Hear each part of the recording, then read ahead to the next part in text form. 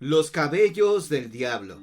En la segunda década del siglo XVIII, la ciudad capital de la Nueva España conoció un suceso que cubrió de pavor a todos los que lo conocieron por su naturaleza sobrenatural y escalofriante. El hecho ocurrió en la calle de la Buena Muerte, hoy Quinta de San Jerónimo, pero vayamos al inicio de esta leyenda. Ubiquémonos en el día 12 de febrero de 1728, cuando todo empezó.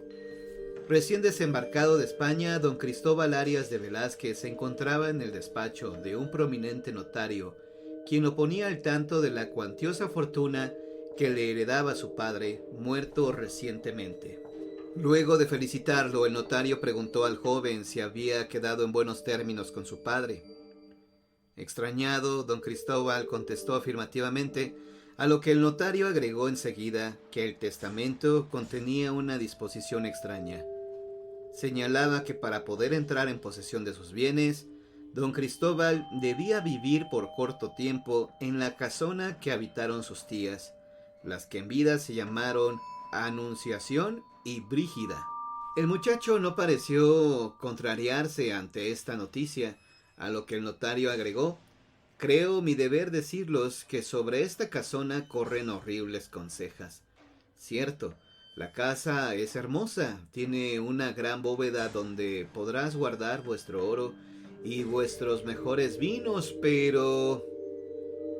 Ve al grano ya, señor notario. Os aconsejaría no vivir ahí sin servidumbre y hacer algo por alejar los espectros y fantasmas que dicen habitan ahí. Dícese que hay cosas en esa casona que causan pavura y muerte. La gente comenta que está maldita. Vaya que soy supersticioso y amante de lo macabro. Ustedes los novohispanos, os habéis contagiado de los indígenas. Don Cristóbal se puso de pie un tanto molesto, pidió al notario las llaves de la casa y el favor de conseguirle servidumbre adecuada.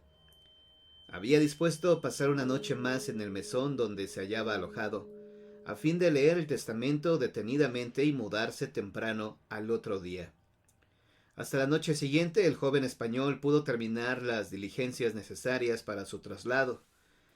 Camino a su nueva casa lo acompañaba el criado que le había contratado el notario, así como un caballero amigo de su padre para mostrarle la calle y la casa.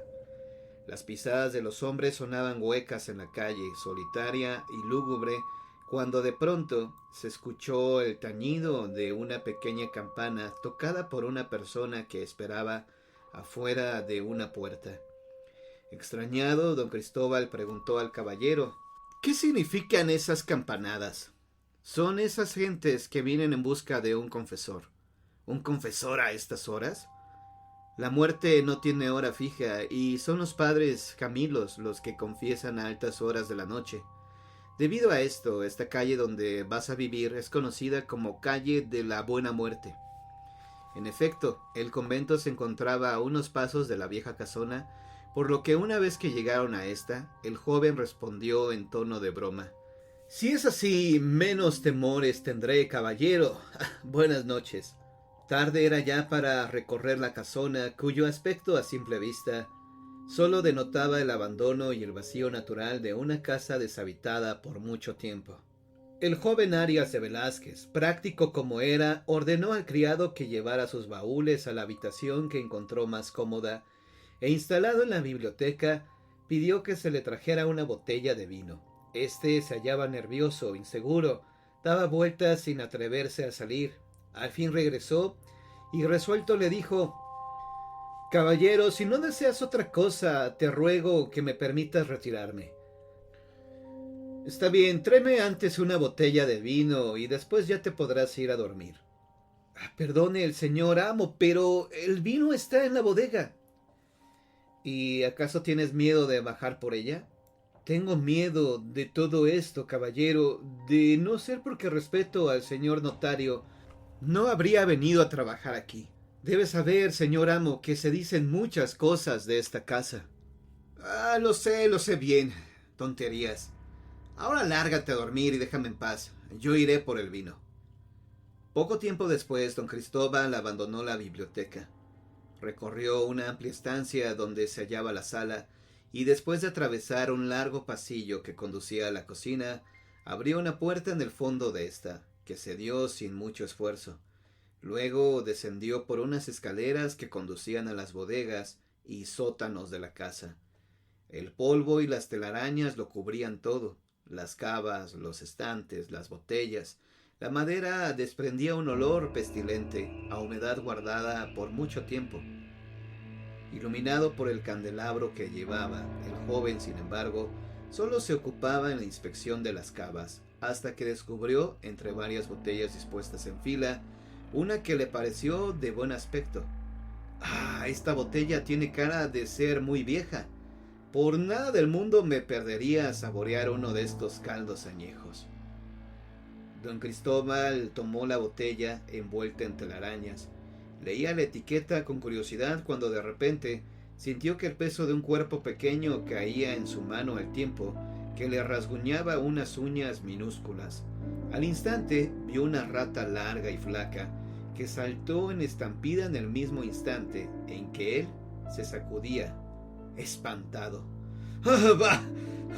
¡Huís de mí cuando yo soy el asustado!», dijo recobrando el aliento. De vuelta a la biblioteca, el joven saboreaba el vino, cuya factura era excelente, como había imaginado. A pesar de lo avanzado de la noche, no tenía sueño, pero sobre todo deseaba leer con calma el testamento de su padre, inquieto por enterarse de los innumerables bienes que habría de administrar en poco lapso. «¿Cuánto esfuerzo debió costarle la fortuna que logró acumular el viejo?», pensaba el muchacho con orgullo. Él haría lo mismo, trabajaría con empeño e incluso procuraría acrecentarla, pues se sentía sinceramente honrado de haber sido heredado. Sin embargo, esa cláusula, ¿por qué habrá querido su padre que viviera ahí? Su pensamiento hizo que fijara su atención en el lugar donde se encontraba. Hizo a un lado el documento, se recargó en el asiento y hasta entonces sintió la inmensa soledad de la casa. Las velas se hallaban consumidas más de la mitad, de manera que solo se iluminaba el escritorio donde él se encontraba. Quizá ya habrían transcurrido 2 horas o más. No se había dado cuenta, atareado como estaba. Sentíase cansado ya. El vino había dado a su sangre un suave sopor. Lo hacía ver el lúgubre ambiente con el ánimo y el arrojo de su juventud. Tenía la intención de levantarse cuando repentinamente sintió que algo a sus pies, detrás de él, se deslizaba suavemente. «Ah, debe ser un gato. ¡Magnífico!». Así hará un festín con esos ratones repugnantes. Pero al estirar la mano y tocar aquello que se detuvo por un momento, sintió un terror espantoso que lo hizo gritar y saltar de su asiento. Las velas cayeron con estrépito y ahí, en medio de las chispas y la oscuridad, vio una maraña de pelos inmensos extendidos por el suelo, que al incorporarse mostraron un cráneo, cuyas cuencas se fijaban en él, duras como la mandíbula que se cerraba fuertemente. El cráneo se movía lo mismo que el bulto largo y delgado que destilaba apoyado en las manos descarnadas. «¡No! ¿Qué es esto, santo Dios?». Don Cristóbal salió de la casa enloquecido. Cuenta la leyenda que corrió sin rumbo fijo hasta que al fin se encontró con la ronda. «¡Ayúdenme! ¡A mí, en nombre de Dios!». «¿Qué te pasa, caballero? Habla. Estás pálido como un muerto». Los rondines lo alumbraban con sus farolas. Uno de ellos le tocó el brazo para calmarlo, pero don Cristóbal no dejaba de cesar, sin poder articular palabra. Al fin logró decir: «Ha sido algo horrible. No puedo revelarlos ahora. Dime, os ruego que me indiques dónde queda la casa del notario de Huitrón. No conozco la ciudad». El jefe de rondines ordenó a uno de ellos que acompañara al joven. Ya en casa del notario, éste le ofreció una copa de aguardiente que pudo apaciguar sus nervios. El notario, sumamente intrigado, quiso saber qué le había pasado, pero este, cortante, alegaba haber visto algo terrible y nada más. Pero el notario insistió: «¿Qué cosa viste, caballero? Dime». «No lo puedo explicar. Era una cosa como cubierta de pelos». «Dios santo, ¿quieres decir cabellos?». «Sí, eso es. algo como cabellos enmarañados en algo sin forma, crines que caminaban. Al escucharlo, el anciano palideció, a lo que don Cristóbal le dijo: ¿Sabéis algo de eso espantoso? ¡Habla! El notario de Huitrón conocía la historia, el origen de aquel terrible ser que moraba en la casona, y así, entre sorbo y sorbo de aguardiente, fue revelando el secreto. Muchos años atrás, la casona mostraba un aspecto muy diferente. En las mañanas, el paisaje común en la calle de la Buena Muerte era la presencia de los padres Camilos, yendo y viniendo con sus afanes religiosos, y la de doña Anunciación, que solía sentarse junto a la ventana de su casa, para recibir las primicias del sol de la mañana y peinar su larga y negra cabellera. No era una mujer de gran belleza, recordaba el notario de Huitrón, pero llamaba la atención por su hermoso cabello, que causaba la admiración de los caminantes. Los hombres quedaban cautivos, mientras que en las mujeres provocaba envidia y admiración. Decíase con justa razón que era el más largo y hermoso cabello de la Nueva España. Esta apreciación y la escena cotidiana que así lo corroboraba provocaba la envidia y el coraje de doña Brígida, mujer de mayor edad que doña Anunciación y media hermana de ésta, cuyos rasgos duros, acentuados por un carácter seco y hosco, había alejado a cualquier posible pretendiente desde su juventud. Las dos mujeres vivían acompañadas de un ama, doncella de doña Anunciación, en tanto que el hermano de estas y padre de don Cristóbal vivía cerca de ahí, en la calle de Arcinas. Una de tantas mañanas, doña Brígida mascullaba su coraje mientras veía a su hermana saludar amablemente a un conocido. ¡Maldita! ¡Ja! Otra vez os exhibís ante los viandantes. Una de estas noches os cortaré vuestro pelo. ¡Ah! Si pudiera dejaros sin pelo para siempre, pensaba doña Brígida. Su expresión debió ser tan evidente que el ama se le acercó. Ah, señora, bien que admiráis el pelo de mi amita. Lo desearías para vuestra cabeza, ¿no es verdad? ¡Cállate! Sonriendo con disimulo gusto, la ama se acercó enseguida a la muchacha. Vamos, amita, está lista ya el agua de verbena para lavar vuestro pelo. Fue entonces cuando a doña Brígida se le ocurrió la idea que mejor no hubiera tenido. Decidida, con la obsesión de acabar con el orgullo de su media hermana, salió de su casa. Anduvo por las calles más populosas de la ciudad, donde no le conocían, hasta que una persona le indicó cómo llegar a la casa de una bruja. Mezclad esta hierba con la verbena que usa para lavar su pelo y cuídate de que no te sorprendan. ¿Morirá su cabello?, preguntó ansiosa doña Brígida. Sí, señora, desde su raíz morirá y jamás volverá a crecerle, te lo aseguro. Días más tarde, doña Anunciación vio con extrañeza cómo quedaban prendados a su peine una gran cantidad de cabellos. Volvió a peinarse con mucho tiento y de nuevo una madeja se desprendió. Se le estaba cayendo todo. Pensó que alguna enfermedad desconocida le habría atacado. Entonces llamó desesperada a su doncella. Al ver lo sucedido, la sirvienta le dijo asustada: «Jesús, María y José, os han embrujado, mi niña». «¿Qué dices, Garina?» «Le han hecho mal de ojo a vuestro pelo. Quedará sin nada, amita». «¡Ay, Garina! Si pierdo mi pelo, yo perderé también mi vida. Y yo también moriría con mi niña del alma». Tal sucedió al poco tiempo. Cuando doña Anunciación quedó calva por completo, murió de tristeza. Y días después le siguió Garina, quien fue enterrada a un lado del sepulcro de doña Anunciación por voluntad de ésta. Sin embargo, cuando la doncella Garina agonizaba, no dejó de apreciar la alegría que embargaba a doña Brígida. Con su voz ronca y gruesa, le lanzó una amenaza. «Sé bien que tú fuiste la causante de la desgracia de mi alma. ¡Maldita seas! Yo, que soy creyente, he invocado al diablo para que te castigue. Te saldrá tanto pelo que te volverás loca y tendrás la muerte más horrible». Doña Brígida esbozaba una sonrisa burlona, incrédula, que ninguna mella hizo en su ánimo. Mas asegura la extraña leyenda que días más tarde la mujer advirtió que su cabello le crecía en abundancia. Frente al espejo de su tocador no dejaba de admirarlo y peinarlo. ¡Qué cambio tan benigno! De un cabello delgado y quebradizo, mezclado con gruesas y duras canas que lo obligaban a atarlo en un chongo, ahora poseía una larga cabellera, negra y brillante, le caía graciosamente hasta la espalda. Le dio por peinarlo junto a la ventana que daba a la calle, en el mismo lugar donde solía sentarse doña Anunciación.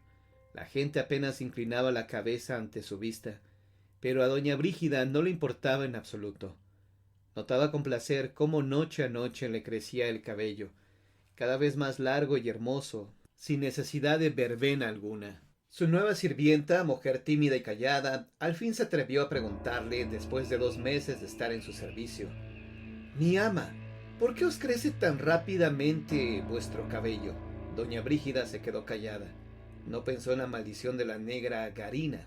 Recordó más bien a su hermana. Entonces respondió satisfecha: «Mi hermana tenía el cabello como el mío. Es un rasgo de familia». Esa noche doña Brígida descansaba ya en su cama como siempre, mas no era una noche común.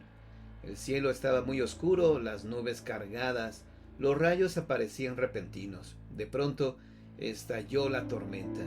Se dice que fue entonces cuando los cabellos de doña Brígida parecieron cobrar vida, como serpientes. Sus cabellos se alzaron, tal parecía que el viento furioso hubiera entrado en la alcoba y por ello se movieran, pero no, la ventana se hallaba cerrada. Los cabellos parecían danzar ajenos a la mujer dormida. En medio de esa danza, comenzaron a buscarle el cuello, a enredarse como víboras negras y anilladas, con más fuerza cada vez, hasta que aprisionaron su cuello por completo. Al sentir la presión en su garganta, la mujer despertó gritando. Acudió a la sirvienta de inmediato. «Señora, ¿qué sucede?» «¡Ay! Tuve una horrible pesadilla. Soñé que mis cabellos me estrangulaban como serpientes. Y al despertar tenía los cabellos. ¡Oh, Dios mío!», dijo mirándose. «¡Mira! Aún tengo los cabellos enredados en mi cuello».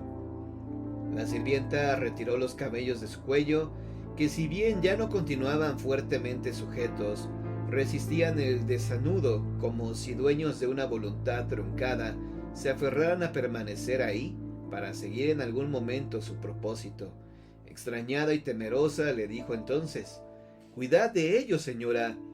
¿Vos no sabéis que en las noches de tormenta los cabellos de la gente y de los animales cobran vida?» «¿Qué estás diciendo, insensata?» «Lo que dicen los ancianos, señora. Cuidaos de vuestros cabellos en las noches de tormenta. Los tienes muy largos». Corría entonces agosto, mes de lluvias tormentosas. Por ello, y aceptado por doña Brígida, la criada sujetó sus cabellos a los barrotes de la cabecera de la cama. Hubo que dividirlos en 2 tantos, amarrando cada uno a un barrote, mas no convencida con el remedio, ató una cinta gruesa sobre los nudos ya hechos. Le fue difícil acomodarse a doña Brígida en esta posición, empero que la almohada grande y firme le permitía descansar la cabeza y el tronco. Temía la tormenta que repitiera esa noche, como se vislumbraba y se había pronosticado a sus descargas eléctricas, que ella asociaba con el extraño comportamiento de su cabellera y con sus pesadillas, como se empeñaba en calificar a lo sucedido. Cierto, no estaba segura de que solo fuera eso, pero aceptar su miedo, su terror, era tanto como darse por vencida y permitir que esas fuerzas extrañas la dominaran por entero.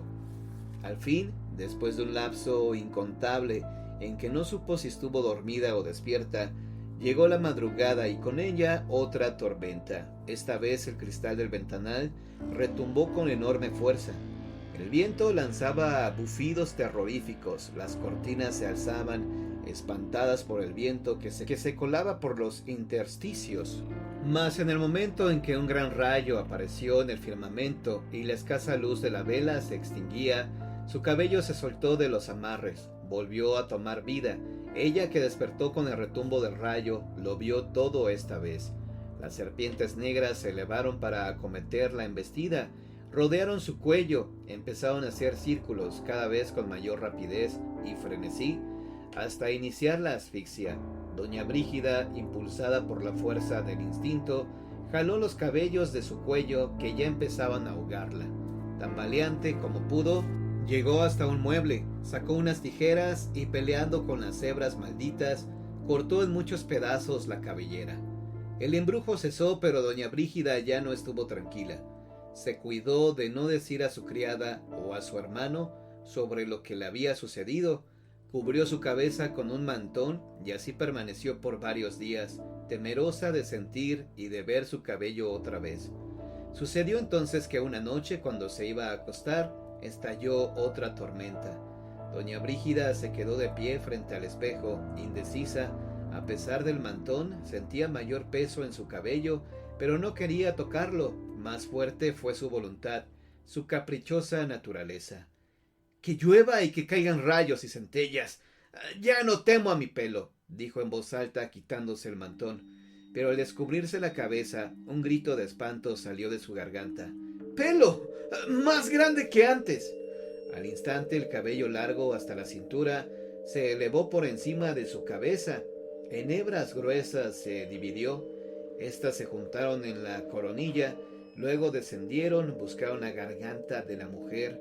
En ellas se enredaron con interminables vueltas, por el placer diabólico de sentir las venas hinchadas, por escuchar sus gritos, sus gemidos que la tormenta se encargó de callar. Al día siguiente la sirvienta la encontró muerta, al parecer ahorcada por su abundante y hermosa cabellera. Un rictus de locura se plasmaba en su rostro, tal como había augurado la vieja Garina. El notario de Buitrón terminó su relato. «Dice la conseja que así murió la media hermana de vuestra tía Anunciación. En cuanto a vuestro padre, después de sepultarla, decidió enclaustrarse hasta su muerte, quizá por la pena de enterarse cuánto se decía de doña Brígida». El joven había escuchado con atención el relato, empero alegó: «Aún no entiendo cómo puede asociarse esa maldición con la cosa que vi en el suelo. Pienso que fue el fantasma de vuestra tía Brígida». «No puede ser. Os repito que no iba erecto. Era algo que se arrastraba, como un gusano velludo». Siendo así, no sabría cómo explicarlos el suceso. Me inclino a creer que fui víctima de una alucinación, de un terror imbécil. Perdí los estribos, de seguro fue algún animal. Nada de fantasmas ni de increíbles cabellos asesinos. Os aconsejo no volver. El criado vino a avisarme que se iría. Te quedarás en mi casa, y mañana te podrás ir a tu casa o a la casa de vuestras tías o a otro lugar y seguir tranquilamente lo que dispone el testamento de tu padre. Por cierto, señor notario, mi padre ordenó que se exhumen los restos de la tía Anunciación para llevarlas a España. Os pido que hagan lo propio. Así se hará».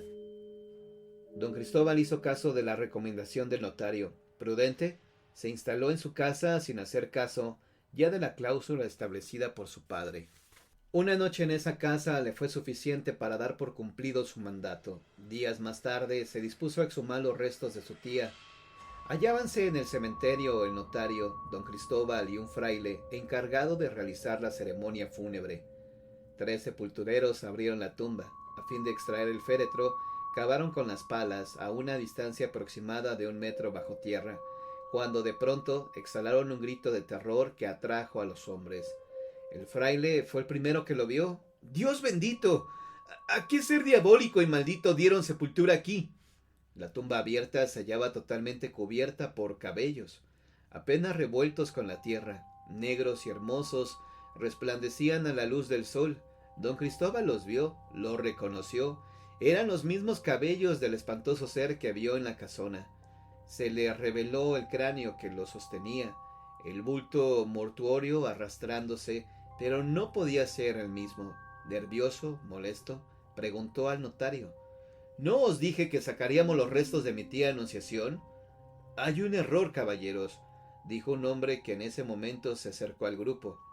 «Soy el encargado de este cementerio y os puedo asegurar que la tumba de doña Anunciación está más allá». dijo señalando a un sepulcro cercano. Mirad bien la inscripción de la lápida. Los sepultureros se alejaron cuando el encargado se acercó a la tumba. Entre el susto, sabían que recibirían un regaño por haber omitido que en la inscripción se hallaba borrada, presurosos por terminar su labor. Pero el hombre ni siquiera llegó hasta la lápida, pues antes se encontró con la tumba. ¡Dios santo! ¿Qué es esto? Solo el Altísimo puede explicarlo, señor encargado. Retirémonos ya. Vayámonos con el Santo Oficio. Este es asunto que debe conocer. Dice la leyenda que el Santo Oficio tomó cuenta del suceso y con el ritual estableciendo en sus leyes, se exorcizó en la tumba al ser monstruoso que ahí moraba. Se levantaron actas ante el Santo Oficio que suscribieron quienes fueron testigos de este suceso. Don Cristóbal Arias de Velázquez decidió vender toda su heredad, y de la casa liquidó muebles, cuadros y demás objetos de valor, pero no esta, que a falta de comprador quedó deshabitada por muchos años. Con los restos de la tía Anunciación se embarcó a España, donde murió de anciano. Siempre tuvo presente la macabra experiencia de su juventud, pero nunca aceptó haber visto lo que la gente en la Nueva España llamó los cabellos del diablo.